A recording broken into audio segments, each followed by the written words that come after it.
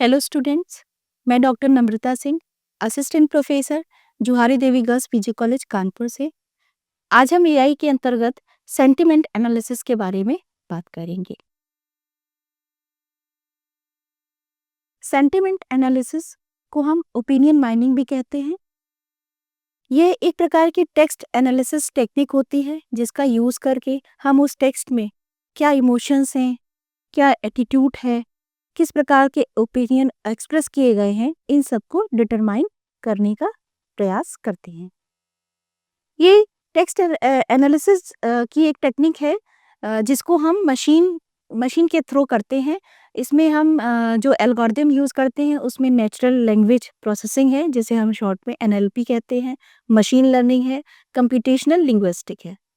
इन तकनीकों के माध्यम से हम किसी भी टेक्स्ट में क्या एनालिसिस जो भी सेंटिमेंट है उसका एनालिसिस कर रहे हैं और वो कैसा है, पॉजिटिव है, नेगेटिव है या न्यूट्रल है, हम उसको उसमें जांचने का प्रयास करते हैं। अब हम बात करेंगे हाउ सेंटिमेंट एनालिसिस वर्क्स। किसी भी सेंटिमेंट के एनालिसिस के लिए सबसे पहली आवश्यकता है उसके लिए उपस्थित डेटा। हम डेटा का कलेक्शन अलग अलग माध्यम से कर सकते हैं। सोशल मीडिया में जो भी डेटा उपस्थित है वो भी हमारा टेक्स्ट है। न्यूज़ में जो कुछ भी न्यूज़पेपर भी हो सकता है, जो न्यूज़ बोली जाती हैं वो भी हो सकता है। रिव्यूज़ हम कहीं से इकट्ठा कर रहे हैं, वो सारा उसके लिए डेटा का काम करता है। कोई पॉलिटिकल लीडर की अगर कोई स्पीच है वो भी हमारा डेटा का काम करता है। इसके बाद नेक्स्ट स्टेप है हमारा टेक्स्ट प्री प्रोसेसिंग। इसमें हम उस टेक्स्ट में को क्लीनिंग करने का काम करते हैं। वो 3 विधियां होती हैं। पहला है स्टॉप वर्ड रिमूवल।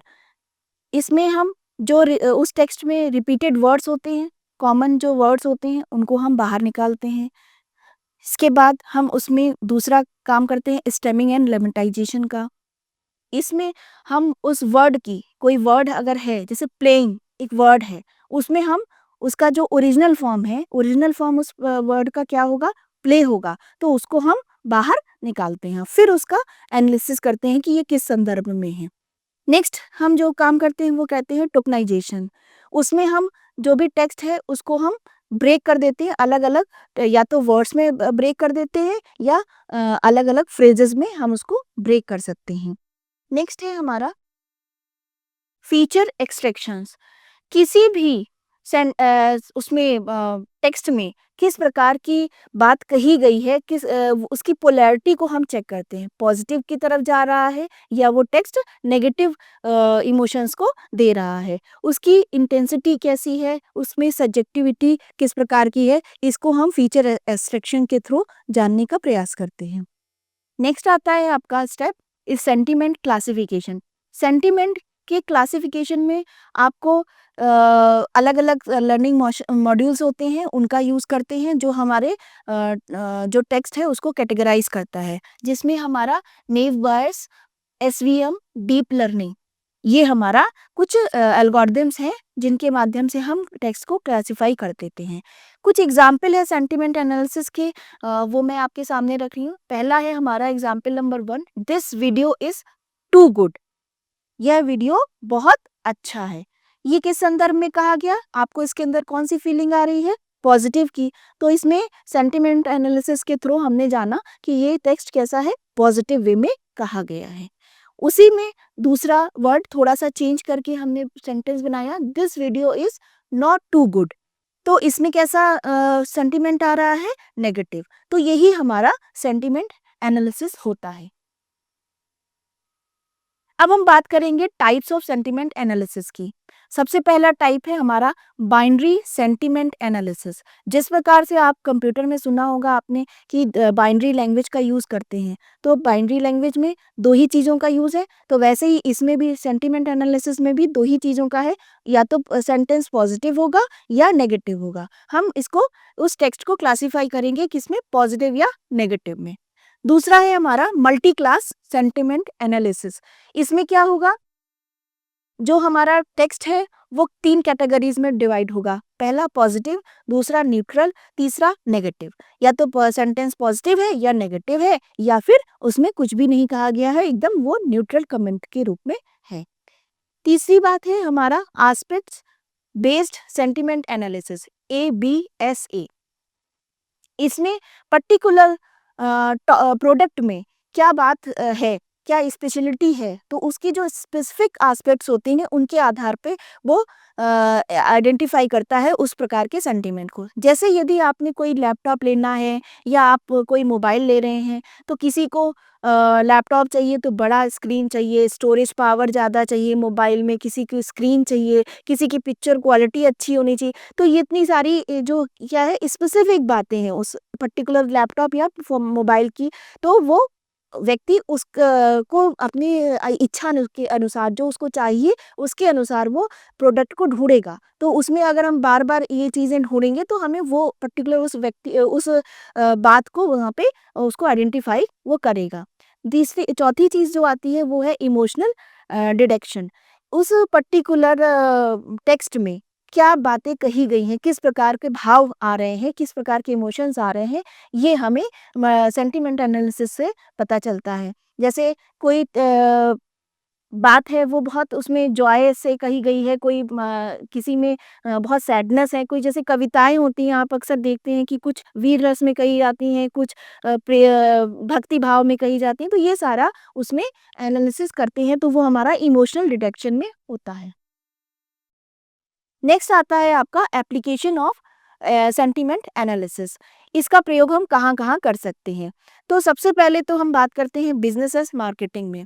बिज़नेस में और मार्केटिंग में आप देखते हैं कि अगर हम कोई नया प्रोडक्ट लॉन्च कर रहे हैं या हमने जो पहले ही प्रोडक्ट लॉन्च किया है, उसमें किस प्रकार की आवश्यकताएँ हो रही, कैसा उसको यूज़ कर रहे हैं लोग और उसके बारे में क्या कह रहे हैं। आप अक्सर देखेंगे फ़ेसबुक है या फ्लिपकार्ट या अमेज़न से जो लोग शॉपिंग करते हैं, तो वो उसके रिव्यूज़ देखते हैं कि वो रिव्यूज़ में उस प्रोडक्ट के बारे में क्या कहा गया है या कस्टमर से हम क्या करेंगे फीडबैक लेंगे और उसके आधार पे हम अपना प्रोडक्ट को आगे बढ़ाएँगे।